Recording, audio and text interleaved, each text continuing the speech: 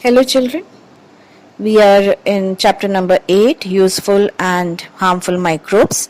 We have seen the useful microorganism lactobacilli, the symbiotic bacteria rhizobium, the unicellular fungus yeast, and we had also seen about the antibiotics. Now coming to the harmful microorganisms, where we will first have a look at fungi. Now actually there are various species of fungi which grow on food items like pickles, murabba, jam, sauce, chutney, and numerous other things. Actually, these fungi use the nutrients in these food items for growth and reproduction. And during this activity, the fungi release mycotoxins, which are certain poisonous chemicals, and they put it into the food, and thus food becomes poisonous. The food on which fungi have grown becomes poisonous and it cannot be eaten. Now there are several microscopic spores of fungi which are present even in the air.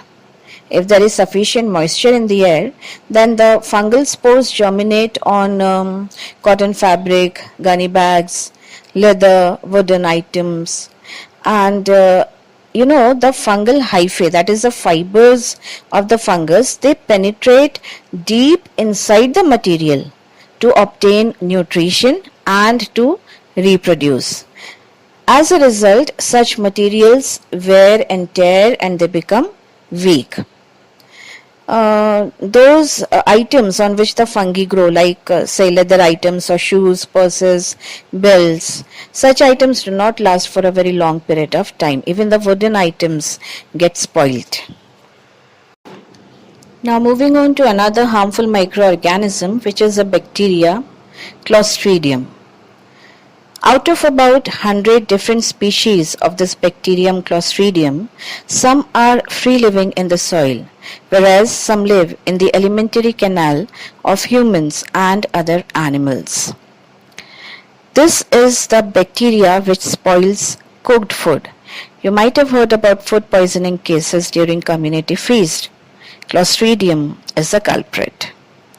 These bacteria are rod-shaped and produce bottle-shaped endospores in adverse conditions. One special characteristic of this bacteria is that it is an anaerobic bacteria. It cannot withstand the normal oxygen level of the air. Now, is only Clostridium bacteria responsible for illness? No. There are other kinds of microorganisms like bacteria, viruses, protozoa, fungi, and these cause different types of diseases. Their infection affects the human beings. You have already learnt about viruses, which are smaller than bacteria and can grow and reproduce only in the living cells. Nowadays, the COVID-19, which has brought about a pandemic all over the world, is again a virus. Let us see how the viruses are harmful to the human beings. You might have all heard about the disease AIDS, acquired immunodeficiency syndrome. It is again caused by the virus HIV, and it spreads through the blood and semen of the infected person, and it passes on from the mother to the child if proper, when the child is inside the womb, if proper precaution is not taken. In order to prevent AIDS, we need to have safe sexual contact, and of course we should avoid the reuse of needles and injections. Then there are certain bacteria which also cause diseases in human beings.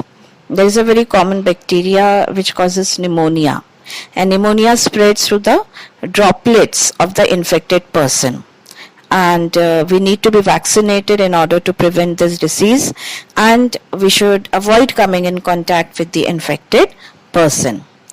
Then again, another disease caused by bacteria is leprosy, and it is caused when we come in long-term contact with that infected person, and the best method to prevent it is to avoid coming in contact with that person, or even the belongings of the persons may turn out to be infectious. Then bacteria also causes cholera. It is caused due to contaminated food and water. And in order to prevent this, we need to have clean food and clean water. Then there are certain protozoa which cause malaria. Malaria is caused due to mosquito bite and due to dirty surroundings. And in order to prevent this, we should avoid storing water for a very long time. We should control the spread of mosquitoes, and we should always keep the surroundings clean. Then even fungi causes, dandruff, ringworm, scabies, and this happens when we come in contact with the infected person or the clothes of the infected person or other belongings of the infected person also becomes very infectious. And in order to prevent the spread of this disease, we should avoid coming in contact with that infected person and also observe personal hygiene. Then we also have the virus which causes measles and chickenpox. It spreads if we come in contact with the infected person, and in order to prevent it, we need to be properly vaccinated and also need to have clean food and clean water. The most common virus is the one which causes influenza. Influenza means cough and cold. It is caused when we come in contact with infected person, and in order to prevent the spread of this virus, we need to have personal hygiene, proper hygiene, and we need to avoid coming in contact with the infected person. Then another virus is the one which causes dengue, and it spreads through mosquito bite. So we need to have clean surroundings around us. We should prevent the stagnation of water, and of course we should prevent the rampant spread of mosquito. Then there is another type of virus which causes bird flu and swine flu also, you might have heard.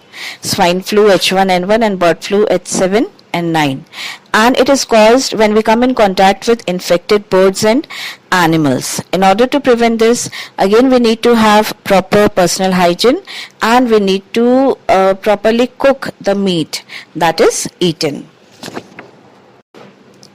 The virus hepatitis spreads the infection through contaminated water and food. In order to prevent the spread of this virus, we need to have clean and filtered water, and we need to properly store food in a clean manner. Now note down your homework, children. You have to make the chart indicating the spread and prevention of disease caused due to viruses, bacteria, protozoa and fungi. So children, till we meet again, stay home, stay safe, plant a sapling. God bless you.